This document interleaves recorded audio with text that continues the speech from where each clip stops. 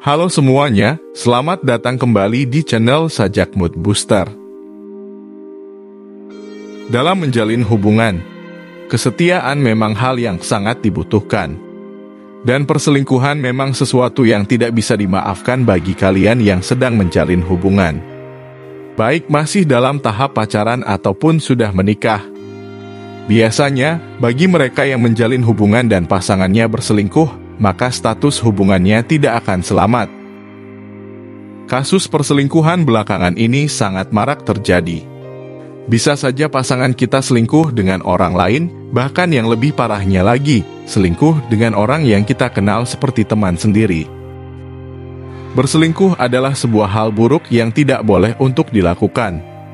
Sayangnya, masih banyak orang dengan pemahaman yang keliru dan menganggap berselingkuh adalah hal yang wajar dan sah-sah saja.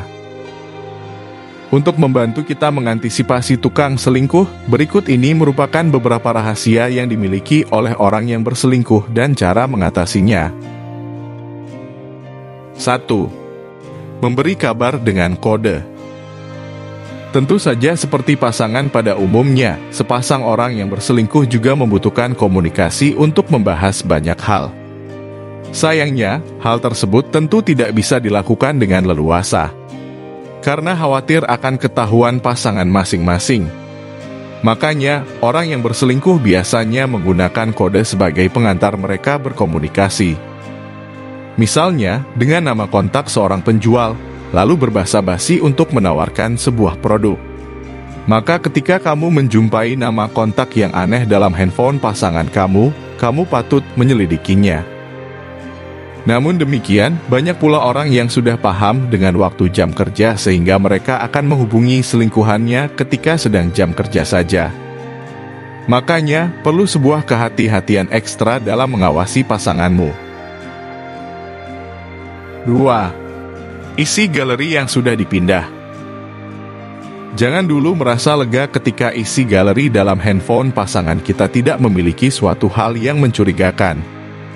Karena bisa jadi foto-foto yang dia miliki disimpan dalam handphone atau media yang lain. Orang yang berselingkuh biasanya akan berusaha untuk membuat isi galerinya seaman mungkin. Namun tidak ada salahnya kamu mengecek media seperti flash disk atau memory card lain yang pasanganmu miliki. 3. Punya lebih dari satu ponsel. Orang yang berselingkuh biasanya memiliki satu ponsel yang bebas digunakan oleh siapapun, namun ada satu ponsel yang benar-benar tidak boleh disentuh oleh orang lain, sekalipun itu pasangannya sendiri. Alasannya beragam, mulai dari urusan pekerjaan, privasi, dan berbagai hal lainnya yang membuat kamu benar-benar tidak bisa menyentuhnya. Sekalipun kamu mencobanya berkali-kali, hal tersebut hanya akan menyebabkan pertengkaran di antara kamu dan pasangan. 4. Pengeluaran yang tidak terbuka. Seseorang yang mulai tergoda untuk berselingkuh biasanya mulai memiliki pengeluaran yang tidak terbuka. Karena mereka memiliki kebutuhan lain yang harus dicukupi. Maka sesekali, tidak mengapa untuk kamu mengecek mutasi rekening atau mencari tahu apakah pasanganmu memiliki rekening yang lain ketika kamu mencurigai perbedaan pengelolaan keuangan yang ada. 5. Punya jadwal yang berubah. Jadwal atau rutinitas yang berubah biasanya adalah sebuah hal yang dirahasiakan oleh orang yang berselingkuh. Mulai dari beralasan bahwa pekerjaannya bertambah, banyak tugas di luar kota, atau beberapa hal lainnya yang membuatnya memiliki waktu lebih di luar rumah, adalah sebuah pertanda bahwa ada sesuatu yang sedang dirahasiakan. Jika kamu menemukan bahwa pasanganmu ternyata berselingkuh, kamu bisa melakukan beberapa cara berikut ini. 1. Membicarakan dengan tenang tanpa melontarkan kalimat kasar. Meski perlakuan pasangan kamu kepada dirimu sangat buruk, kamu tidak perlu untuk langsung mencaci maki dan melontarkan kalimat kasar padanya. Usahakan kamu tetap tenang. Jika kamu marah-marah dan tersulut emosi, maka ucapan yang keluar tidak akan bisa sampai pada intinya. Kamu bisa duduk seperti biasa dan berusaha tenang. Tunjukkan ekspresi biasa saja, yaitu tidak marah dan tidak sedih. Sikapmu yang tenang akan membuat dia semakin merasa bersalah dan akan mengakui kesalahannya. Lain halnya, jika kamu melakukannya dengan mencaci maki dia, pasti dia akan merasa emosi juga dan kamu tidak mendapat penjelasan apa-apa dari dia. Kamu bisa menyelesaikan semuanya dengan kepala dingin tanpa ada emosi. 2. Berikan bukti yang kamu temukan dan pelan-pelan minta kejujurannya. Kebohongan yang terjadi padamu memang menyakitkan, tetapi bukan berarti rasa sakit itu berhak menguasai kamu hingga kamu lantas berbuat jahat. Saat kamu sudah memiliki bukti tentangnya, kamu bisa pelan-pelan bertemu dengannya kemudian memberikan seluruh bukti yang sudah kamu temukan.